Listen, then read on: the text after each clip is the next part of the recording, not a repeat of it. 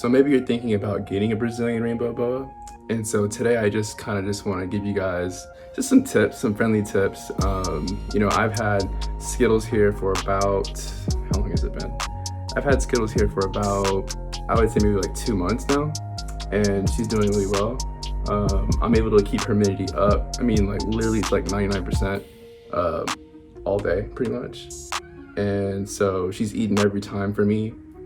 And so she looks really good. So this is her. You can see. So yeah, that's Skittles because she's sweet and shiny like a rainbow. Sounds a little corny when you think about it, but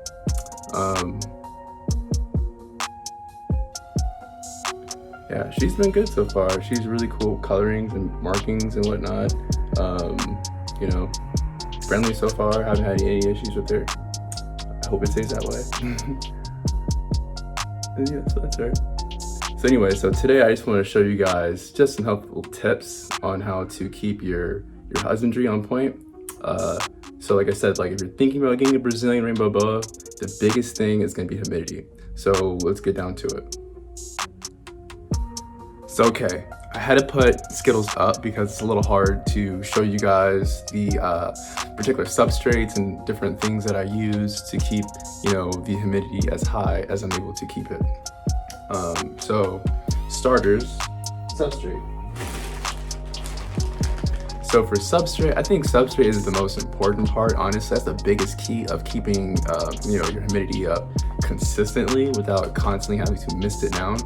See, the issue is when you're constantly keeping your environment like soaking wet, it can lead to respiratory illness. It can lead to scale rot, so those are some, and also lead to just like bad bacteria, honestly. So it's better to not keep it too wet. When I show you the video, or when you saw the video of mine, I recently just remixed the substrate, so that's why you kind of see it looking a little wet in there, but it'll dry up, it will not mold, and it holds up really well. But anyway, so the substrate I use is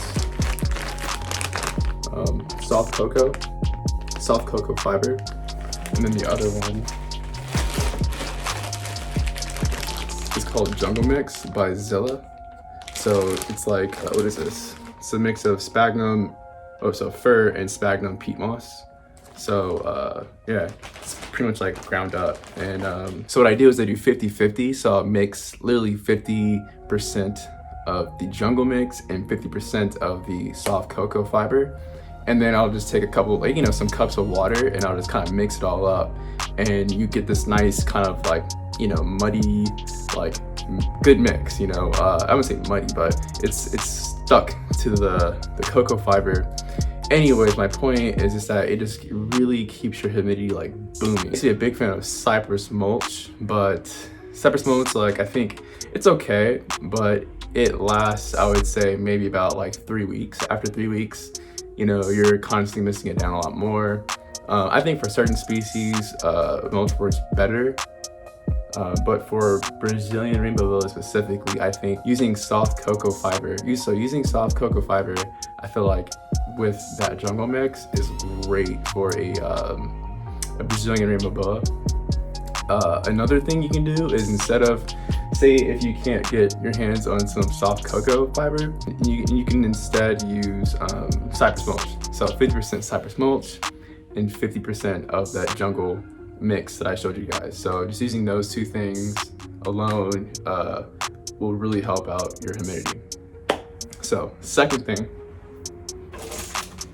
is terrarium moss. So I use this, so what I'll do is I'll cut a couple pieces and I'll just soak it in some water, and then I'll just kind of put it on top of the substrate mix that we just talked about. And this really also helps, I feel like, kind of really insulate the humidity. And especially for a Brazilian Rainbow Boa, they're gonna want to burrow.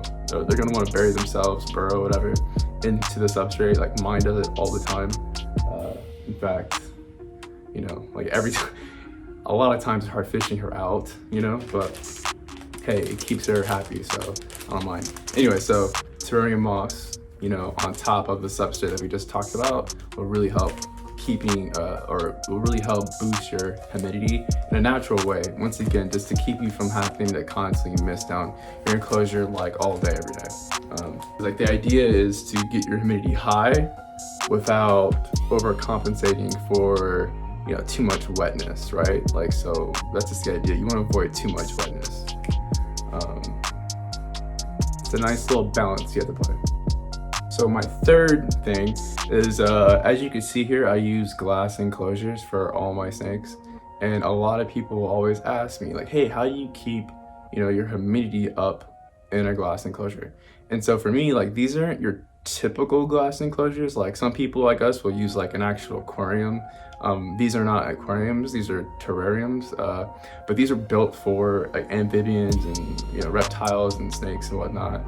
There's different ventilation on them. Like I said, it's designed for like reptiles.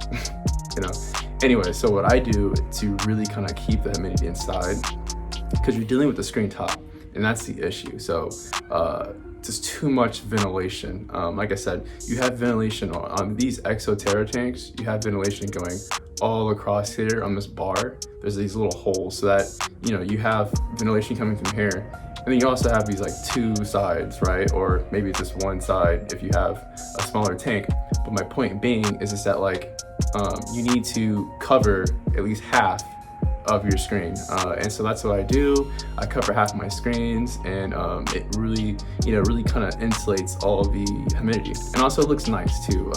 Some people put towels over there, some people put aluminum foil or plastic. I don't like that. I like my stuff to look neat, and there's no judgment on those who do that, but what I personally do. So what I did was I went to Lowe's. You can go Lowe's or even Home Depot.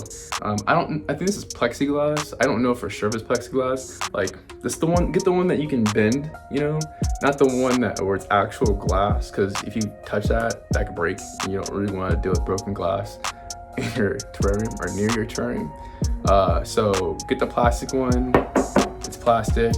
I think it's called plexiglass. I could be wrong, but anyways, you can get it cut for free at like Home Depot or Lowe's. I went to Lowe's personally, but yeah, so they have it there, and you just give them the dimensions that you need and they'll cut it for you. And so what I did was I measured out half of the screen for all my enclosures, so they're all different sizes, right? And so I measured just half the screen.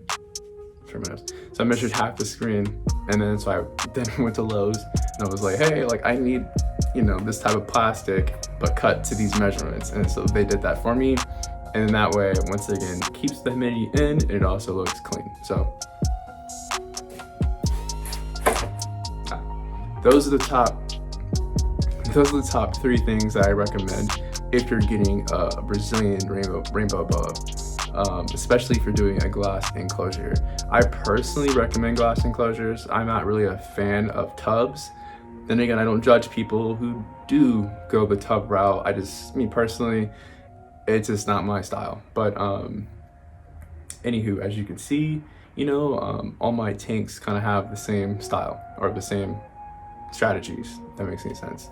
But yeah, having Brazilian Rainbow Boa, definitely, when they're babies especially, you want to boost that humidity up as high as you can and keep it consistently that way. Once again, without like, making it too wet. You don't want the conditions to be too wet, and that's for any snake really, because once again, that can lead to RIs, respiratory illnesses, or also scale rot. Those are some situations you don't want to have, right? So fam, if you watch my channel, we like to keep it positive. And so the reason why I even do that every day is because I believe whenever you're handling a snake, you always want to wrap it up on a positive situation or a positive note.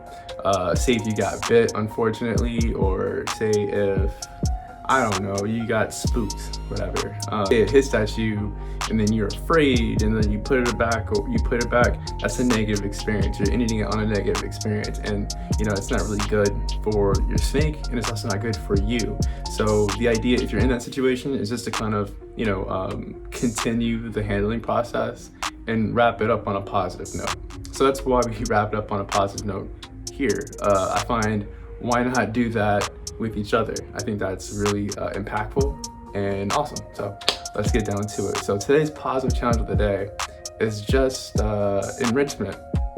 So like our snakes, they need enrichment. And that's like things from the climb on, things just to help their minds kind of work, right? Exercise, like those things are considered enrichment. Even handling can be considered enrichment. And so for humans, we also need enrichment. And so today the challenge is enrichment. So just play a game, play something with somebody, do something. For me personally, I'll be on that Madden life. So if anybody wants to see me, look up Blkhippiee. Yeah, I'm down to play. Anyway, so playing games and stuff like that is really good for the mental, especially if you're having a hard day, or maybe it's an anxious day, or maybe it's a depressing day, or I don't know. However your emotions are feeling, playing games I find is a great way to kind of break away, or get out of that old thinking, right? So anyways, that's the challenge. Let me know what you play. It doesn't have to be a video game. It could be a board game, it could be, I don't know, Scrabble, it could be solitaire, I don't know, whatever you want to play. Let me know in the comments what game you played. I'm curious. Anyway, so that does it, fam. Thanks for watching. If you haven't already, please like, comment, subscribe. Let me know what you want to see more of. Always trying to tailor my content to what you guys want.